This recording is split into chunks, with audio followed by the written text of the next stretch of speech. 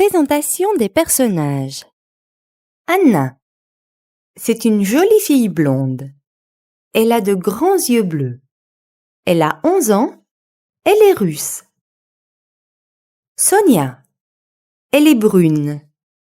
Elle a les yeux verts. Elle est brésilienne. Philippe. C'est le papa de Sonia. C'est un homme d'affaires. Il voyage beaucoup pour son travail. Dimitri. C'est le papa d'Anna. Il vit en Russie. Il parle très bien le français.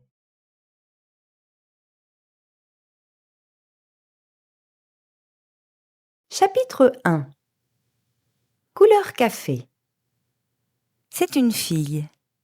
Une jolie fille blonde avec de grands yeux bleus. Elle s'appelle Anna. Elle a 11 ans. Elle a 2 frères. Un grand frère et un petit frère. Sa maman est une dame de 40 ans.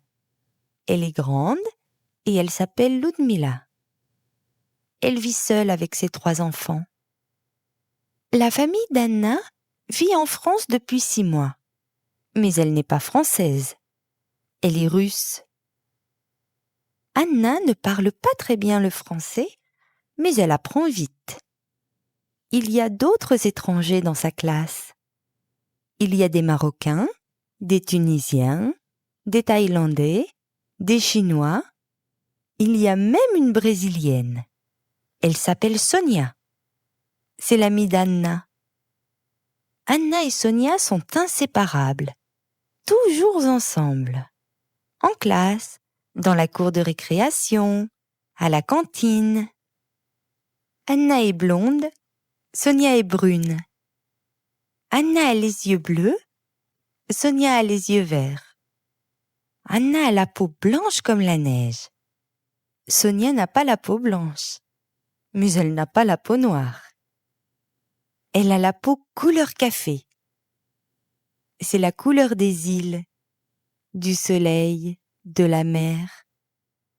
Anna adore la peau de Sonia. Chez elle, en Russie, il n'y a pas de petite fille comme Sonia. Sonia est en France depuis 6 mois elle aussi. Sa mère est brésilienne, son père français.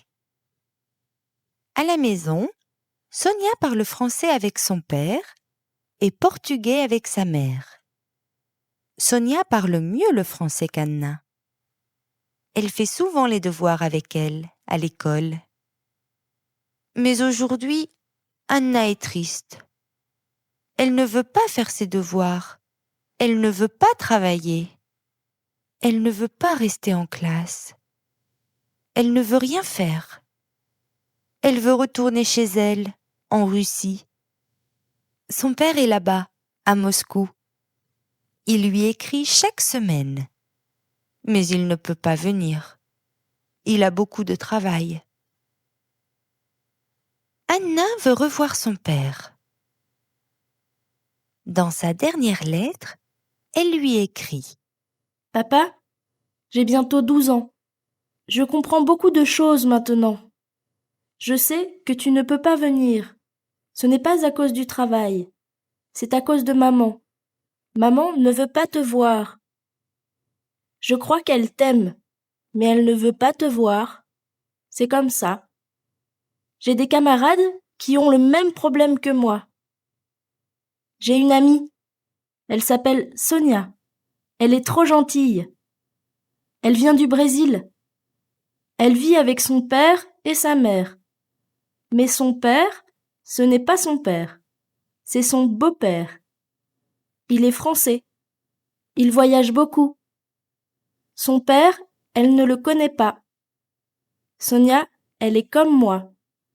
Elle n'a pas son vrai papa à côté d'elle. Sonia sait pourquoi Anna est triste. Elle connaît son histoire. Anna lui parle souvent de son père. Elle dit qu'il est grand, très fort, très beau. Sa mère a un frère à Nice. C'est l'oncle d'Anna. Il vit depuis longtemps en France. Il a un bon travail Il gagne bien sa vie. Il a une grande maison. La famille d'Anna habite chez lui.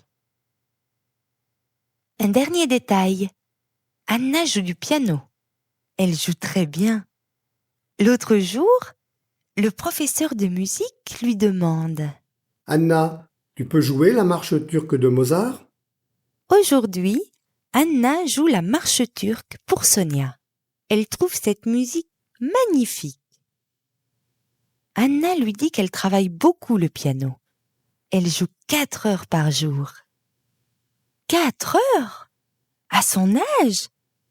Comment fait-elle? Et les devoirs de l'école? Sonia se dit que sa camarade est une fille pas comme les autres. Chapitre 2. Anna n'est pas à l'école. Ce matin, Anna n'est pas là. Il est 8 heures. C'est l'heure de la sonnerie à l'école. Les élèves se mettent en rang par 2. Sonia regarde en direction de l'entrée. Anna est peut-être en retard, Se dit-elle. Non, elle est toujours à l'heure. 8h05. Les élèves entrent dans la classe. Qui est absent? Demande le professeur de mathématiques. Anna, Répond Sonia. Elle est malade? je ne sais pas. Bon, vous sortez votre cahier. Vous écrivez la date. 16 décembre. Bientôt Noël. Se dit Sonia. Les vacances, les cadeaux, c'est super. Monsieur, je peux aller aux toilettes? Demande la jeune fille. Sonia aime bien son professeur de mathématiques. Elle sait qu'il va dire oui. Elle sort de la classe, descend les escaliers. Dans sa poche de pantalon, il y a son téléphone portable. Elle compose un numéro. Allô, Anna?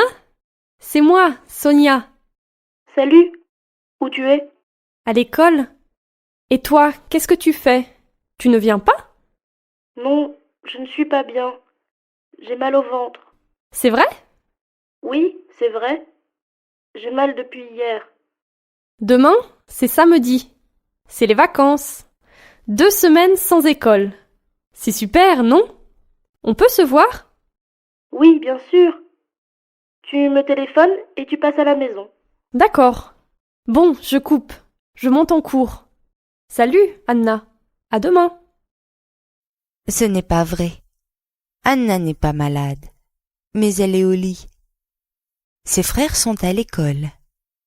Sa mère est au travail. Elle est infirmière. Le matin, elle part très tôt, à 5 heures, parfois à 4 heures. Anna est dans sa chambre. C'est bientôt l'hiver. Elle pense à sa ville, Moscou. Elle regarde son piano. C'est un magnifique piano à queue. C'est un cadeau de son oncle. Le piano, c'est toute sa vie.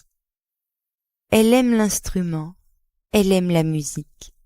Elle rêve de jouer plus tard dans des concerts.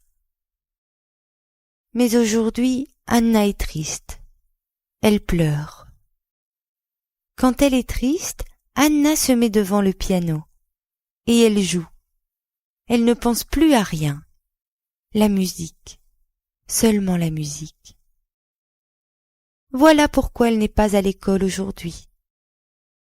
Elle veut jouer du piano, du matin jusqu'au soir, pour oublier que son père n'est pas à côté d'elle.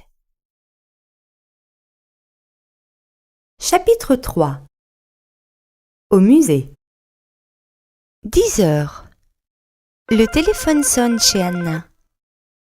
C'est le père de Sonia à l'appareil. Bonjour, Anna, je ne te dérange pas? Non, pas du tout. Je suis le papa de Sonia. Je m'appelle Philippe.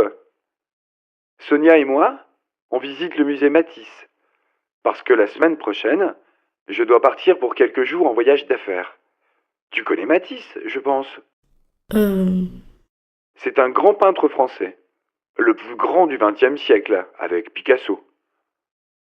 Il y a une superbe exposition actuellement, avec des tableaux du musée de l'Ermitage, à Saint-Pétersbourg. Je ne connais pas Matisse, mais je connais bien Saint-Pétersbourg et son musée. La ville est très belle, et le musée, c'est le plus beau musée du monde. Tu veux venir avec nous? Je passe te prendre dans une demi-heure. D'accord, merci. Tu peux me passer ta mère?